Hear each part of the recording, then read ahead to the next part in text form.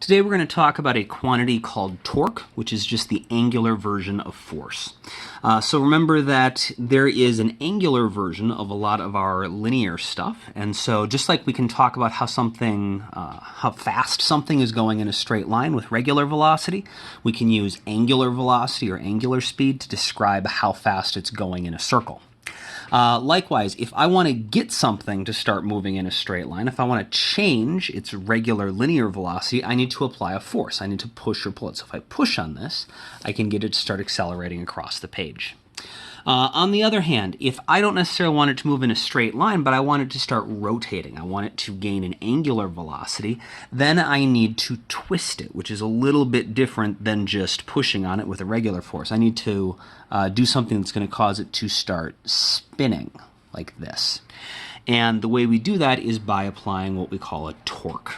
So it's the angular version of force. It's the twisting force that we need in order to get something to change the way it's rotating. So if it's not rotating at all, I would apply a torque to it to get it to start rotating. The symbol we use for torque is the Greek letter tau, which looks a lot like a capital letter T, except the left side is a little droopy. So that's tau. And remember, torque is just the angular version of force.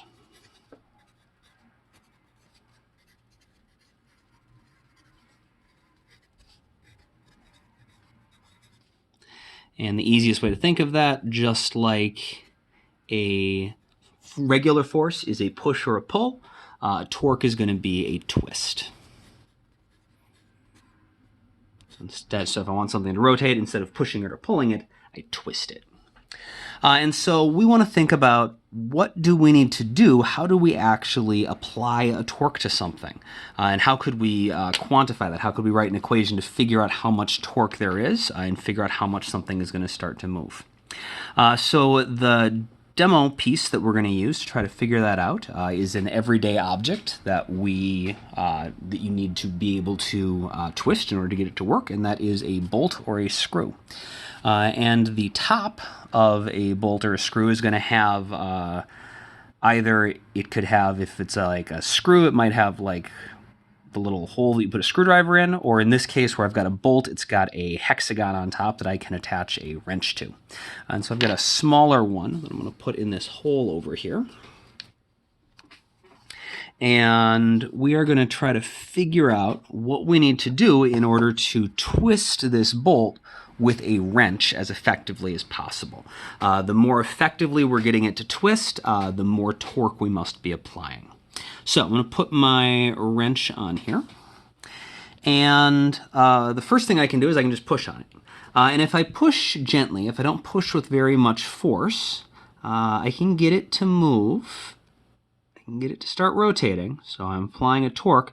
But it's not going very fast. I'm not applying a lot of torque to it. And so if I want it to twist more, if it was stuck and I couldn't get it to move, I could just try pushing on it harder. That would be the most obvious thing to do. And so if I push harder on it, I can get it to start moving a lot faster.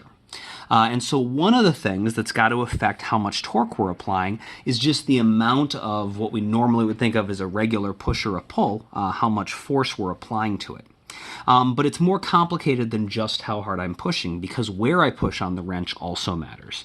When I was pushing in the middle with just one finger, not pushing very hard, that didn't move very well. If I pushed, I could get it to move a little bit, but it wasn't a very good way to exert a torque on it. If I take that exact same amount of pushing force and I instead apply it to the end of the wrench, it's all of a sudden going to rotate a lot more efficiently. I'm going to have a lot easier time twisting or torquing the bolt. And so if I push on this with just the one finger, all of a sudden, just because I'm pushing on the end, it becomes a whole lot easier to get it to rotate. And so another factor that's got to affect how much torque we have is not only how hard we're pushing on it, what our force is, but where we're applying that force. And the last factor that's going to matter is the angle that we apply the force at. The most effective way to get this to move is to push it perpendicular to the wrench. And so if my finger is making a 90-degree angle here and I push, that is the easiest way to get this to move. If my finger was completely lined up with the wrench, I actually can't get this to twist at all. This is not an effective way to apply a torque. In fact, this won't apply a torque at all. Likewise, I could line my finger up in the other direction, so I'm pushing this way, and in that case, all I'm going to do is just pull the wrench off the bolt entirely.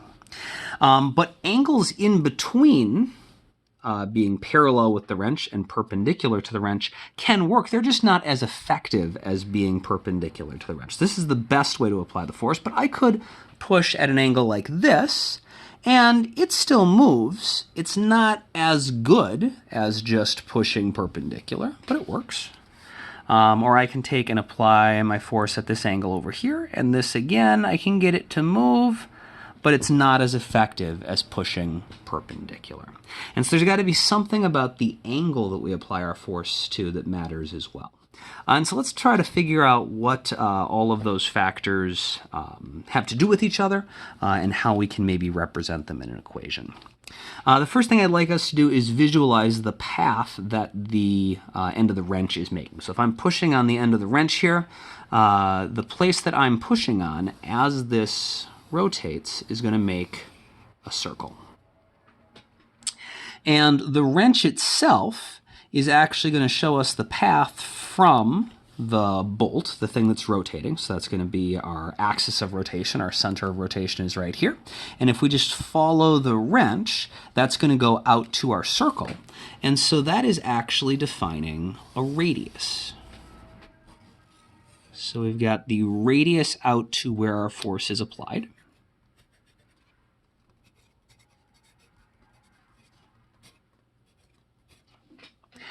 And we know that the bigger that radius is, the more torque we get. So remember when I pushed here, that wasn't as effective for getting it to twist, whereas if I push out here, it's a whole lot easier to get it to twist. So a bigger radius is going to mean that we have more torque. And then when we apply the force, we figured out the most effective direction to push was to have my finger be perpendicular to the wrench. So if I push this way, that was the best way to get it to move. And so if we draw what that's going to look like, if the end of the wrench is right here, and I am pushing perpendicular to the radius, that is the direction that we called tangent to the circle. So it's going along the edge of the circle. It's not lined up with the center. And so our force winds up being like that. And so we said the optimal direction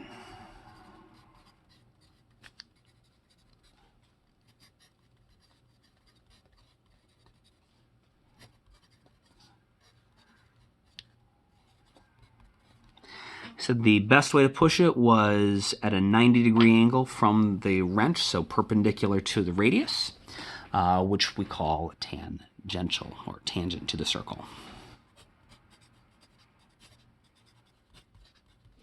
So the optimal direction of the force is tangential, which means perpendicular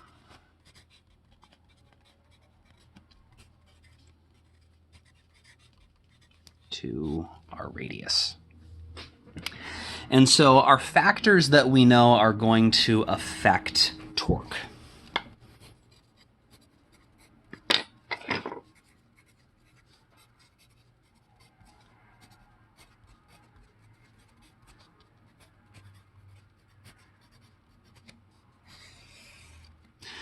We know the first one is the radius.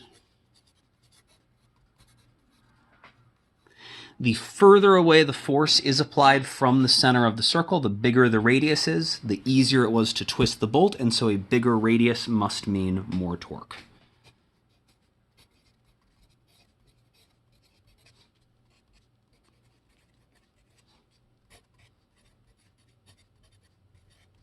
The second thing that we figured out was important was how much just force I was pushing on the wrench with, and so the harder we push on something, the more torque we get.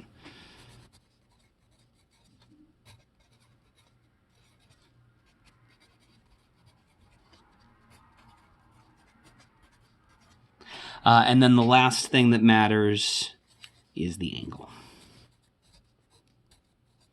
and we said our rule is over here for the angle. The optimal direction of the force is going to be tangent to the circle, but we need to figure out exactly what the relationship with the angle is, and then we'll be able to write an equation that uses the radius, the force, and the angle to calculate exactly how much torque we are applying to something. So I'm going to get a new page here. And we will draw to there. Draw the radius for the wrench again.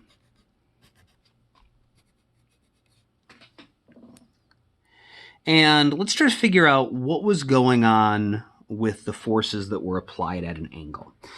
It should make sense that applying a force just like this, straight onto the wrench, that didn't work because this is actually, this would be a centripetal force. And we know centripetal force in circular motion is required to keep something moving in a circle once it's already moving. But if we're trying to get this to start moving in the first place, a centripetal force, a force towards the center, is not what we need. We need that tangential force. So why does applying a force at an angle work? Well, it's because part of this force, part of a force at an angle, is tangent to the circle. If I push like this, if I can draw that,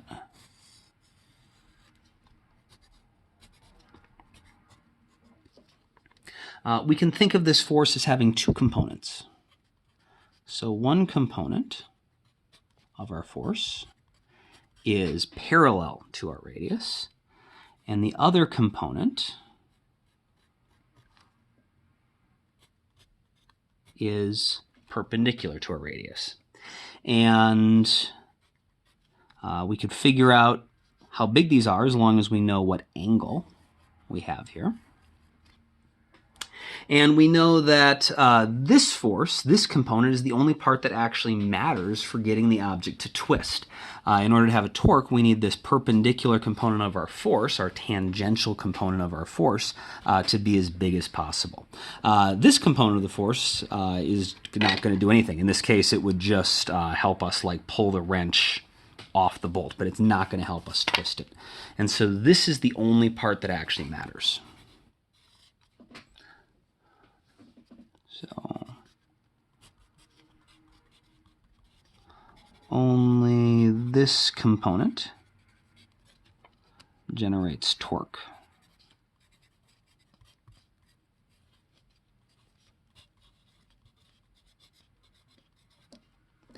And we can figure out exactly how big that component is by just using a little bit of geometry. That component that is perpendicular to our radius, the tangential component, is going to be equal to, if we know our actual force, that's the hypotenuse. This is the opposite side, so we would use sine to connect those. So it's going to be the hypotenuse F times the sine of our angle, theta. And so if we want to put all of that together and come up with an equation for torque,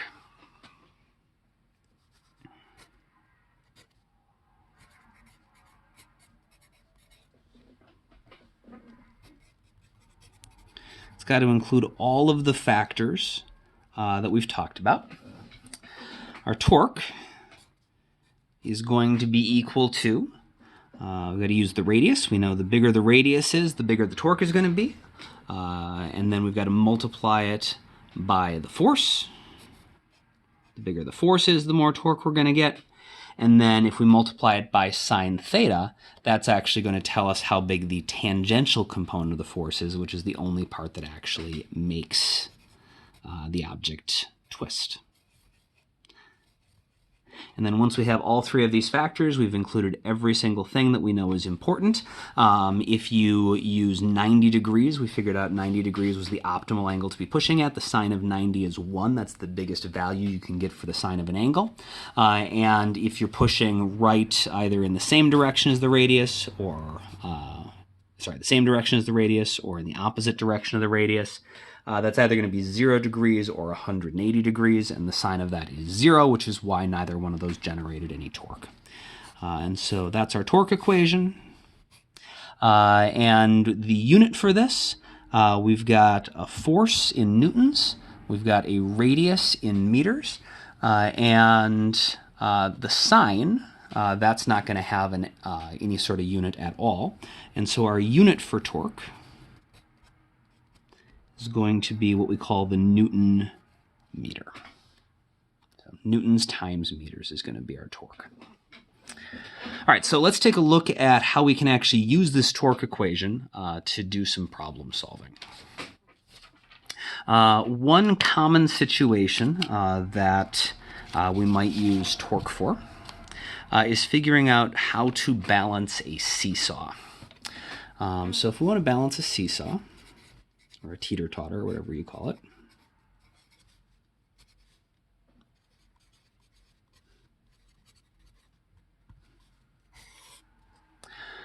imagine we go to the playground and get a seesaw, and maybe you are babysitting a couple kids or something and they want to play on the seesaw, and so you set one of them down over here. And that kid, we'll say, has a mass of 30 kilograms. And they're going to be, we'll say, 2 meters away from the fulcrum, the place where the seesaw is going to rotate around. Well, if you just put one kid on this side, that's not going to work. The seesaw is just going to flop down and hit the ground. And the reason for that is because if just this kid is on there, we're going to have an unbalanced torque. Gravity is pulling down on the kid. And so we have a force of gravity, which we know is equal to m times g. So it's going to be 30 times 9.81, which is 294.3.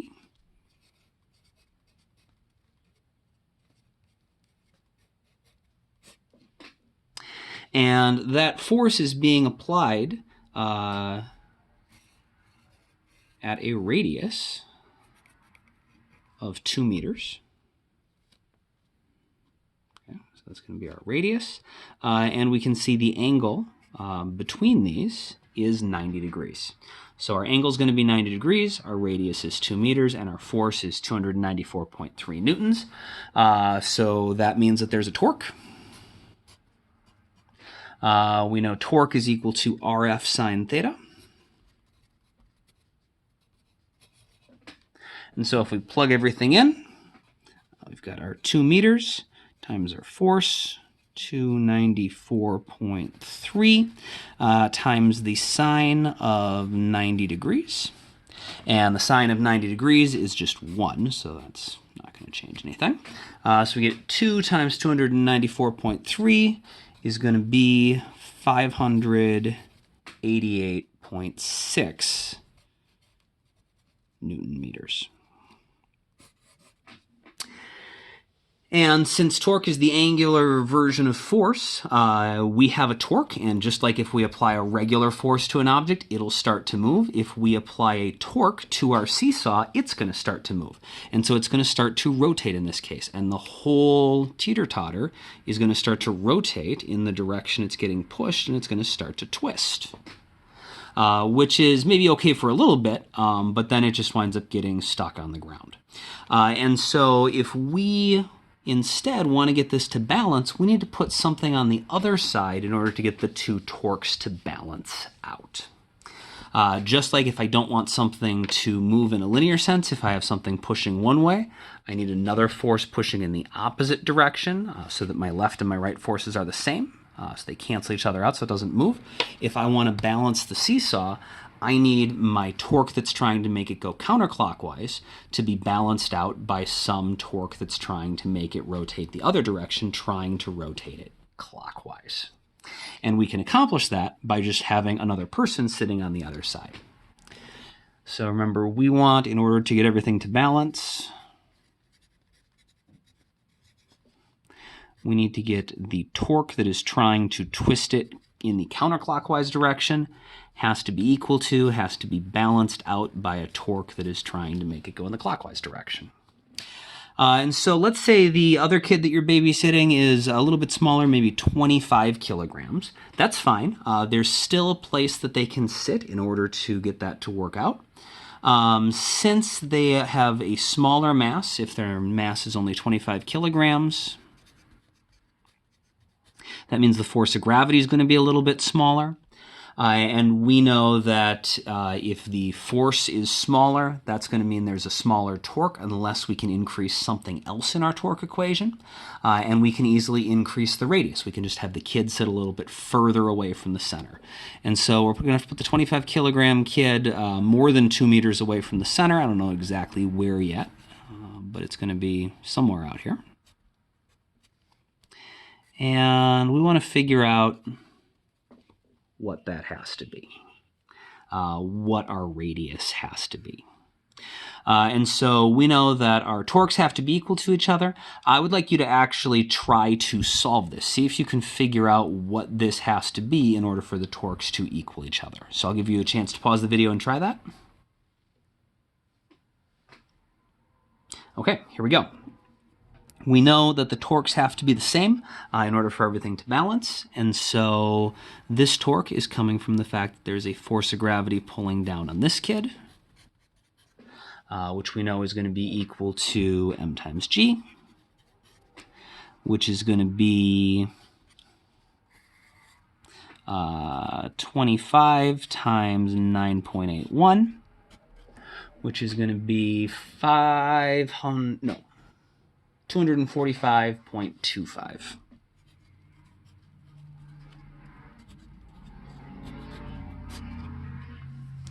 And in order to get everything to balance out, our counterclockwise torque and our clockwise torque have to be the same.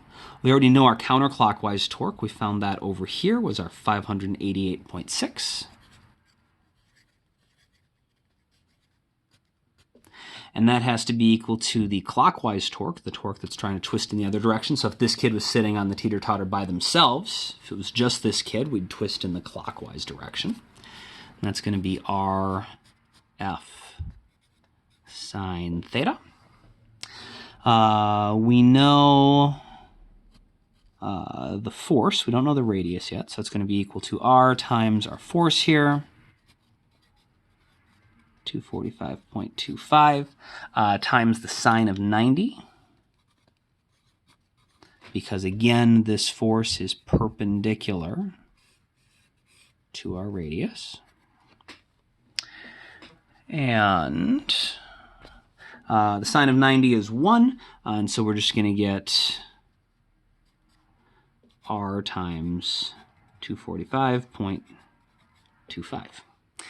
So 588.6 has to equal the radius times 200, and I copied that wrong, 245.25. And so I'll maybe write that down here where we have a little more space.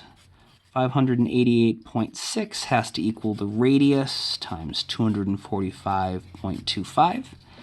And so the radius we would need to put the kid at has to be, if we solve this, we're going to divide by 245.25. So 588.6 divided by 245.25 is going to be 2.4 meters, which checks out with what we came up with what we thought before. We said they had to be further out. We were going to need a bigger radius with this smaller force in order to get the exact same twisting force.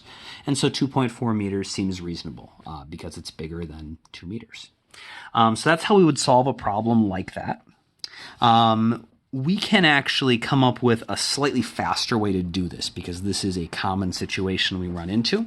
And so the last thing we're going to do is just figure out sort of a shortcut way to solve this problem so it's not quite so much work every time we run into it. So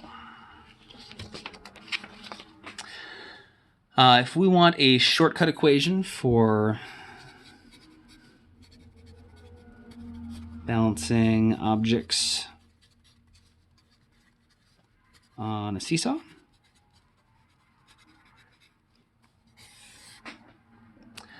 we can think of, instead of like the specific kids and the specific positions we had, what this is going to look like in general is there's always going to be some object sitting on one side with some mass. We'll call it just the mass of object 1. And there's going to be another object on the other side somewhere. It's going to have its own mass. We'll call that M2. And they're both going to be some distance away from the center, so there will be a radius for the first one and a radius for the second one. And both of them are going to have a force of gravity that is pulling down on them. So Fg for 1, Fg for 2. And that's going to be equal to M1g and M2g. And in both cases, that force is going to be perpendicular to our radius. And so if we want our counterclockwise torque to be equal to our clockwise torque,